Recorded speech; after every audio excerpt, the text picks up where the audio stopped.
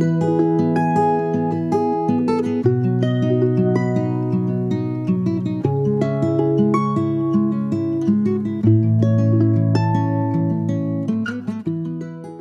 Friends and welcome to a better life. तो अगर आपके एग्जाम्स आने वाले हैं and you are feeling worried क्योंकि अभी तक आपका सिलेबस कंप्लीट नहीं हुआ है, so worry not because we have got you covered in our plan A.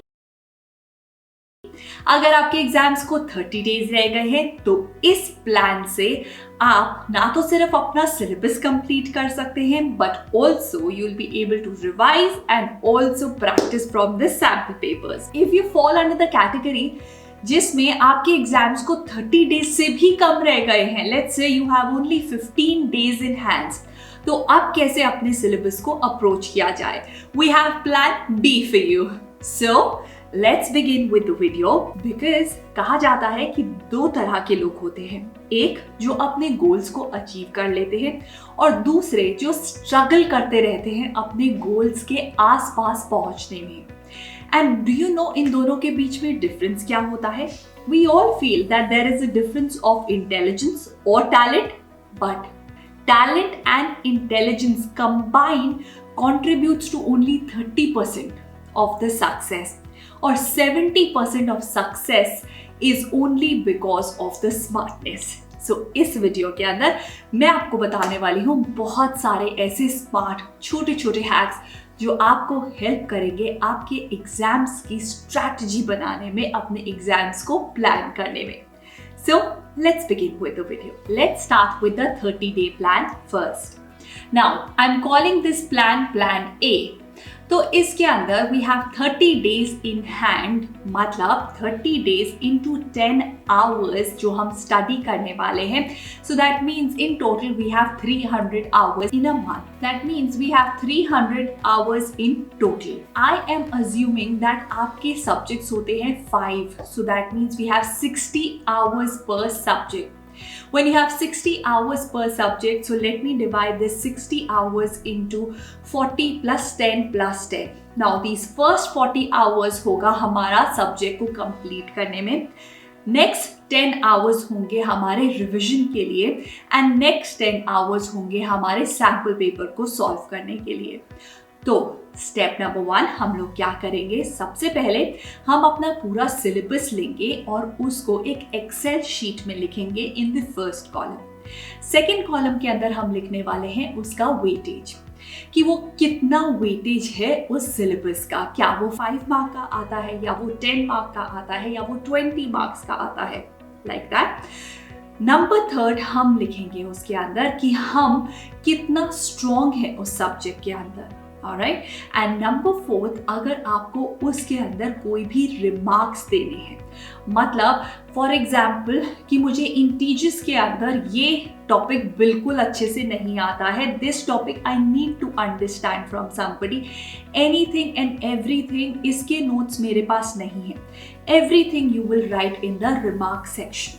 Alright? So once you are done with it, इसके बाद हम जाएंगे सेकेंड स्टेप में which is pyramid. पिरामिड के अंदर फर्स्ट स्टेप होगा जिसके अंदर हम डालेंगे सबसे इम्पोर्टेंट एंड सबसे हाई वेटेज के चैप्टर्स को, एंड सेकेंड हम डालेंगे उन चैप्टर्स को जिनका वेटेज थोड़ा सा कम है, जिनके अंदर मार्क्स एलोकेशन कम है, and third we will come to the ones जिनके अंदर छोटे छोटे मार्क्स के क्वेश्चंस आते हैं एंड इन टोटल भी उनका वेटेज कम है। Right?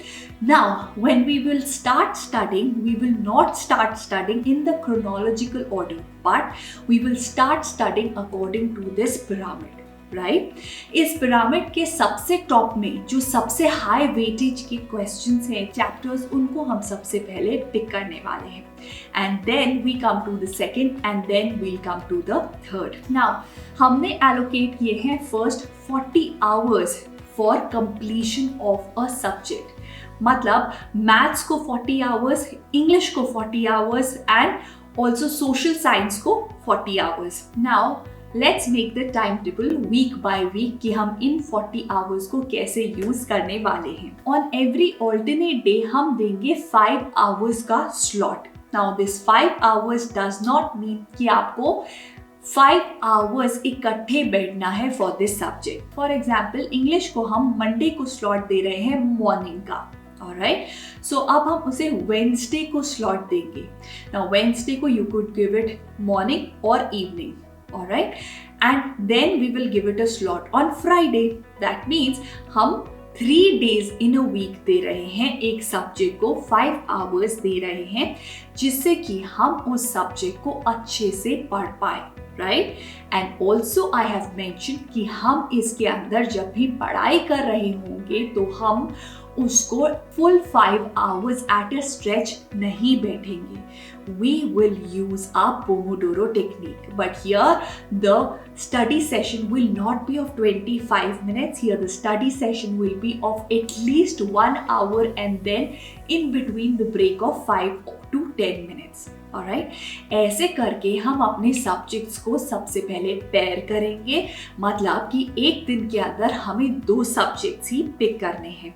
फॉर एग्जाम्पल अगर हम एक सब्जेक्ट जो हमें बहुत पसंद है वो पिक कर रहे हैं, then we pick a subject which is difficult. जब हम ऐसे करते हैं तो हम एक बैलेंस मेंटेन करते हैं, जिससे we don't feel demotivated by the end of the day. Now morning slot and afternoon slot, ये 2 स्लॉट होंगे जिसके अंदर हम पढ़ाई करेंगे, and at night we are going to revise it, alright. So what we are doing here is हम इसके अंदर spaced repetition का भी यूज कर रहे हैं, क्योंकि हम एक बार टेक्स्ट को दिन में पढ़ रहे हैं, एक बार हम रात को पढ़ रहे हैं, एक बार हम रिवीजन के टाइम पे पढ़ रहे हैं, एक बार हम उसे सैम्पल पेपर सॉल्व करने के टाइम पे पढ़ रहे हैं। जब हम इतनी बार रेपिटेशन करेंगे एक ही चैप्टर के लिए तो वो हमें बहुत अच्छे से याद हो जाएगा और एग्जाम्स के अंदर हमें प्रॉब्लम नहीं आएगी। अगर आपको ऐसा लगता है कि कोई सब्जेक्ट आपके लिए इजी है और आपको उसके लिए 40 आवर्स की जरूरत नहीं है, सो you can reduce the number of hours there and increase the number of hours in another subject, right? So ऐसे करके हम 5 subjects को divide करेंगे, and also for contingency we will keep a slot on Saturday, either Saturday or Sunday, जिसके अंदर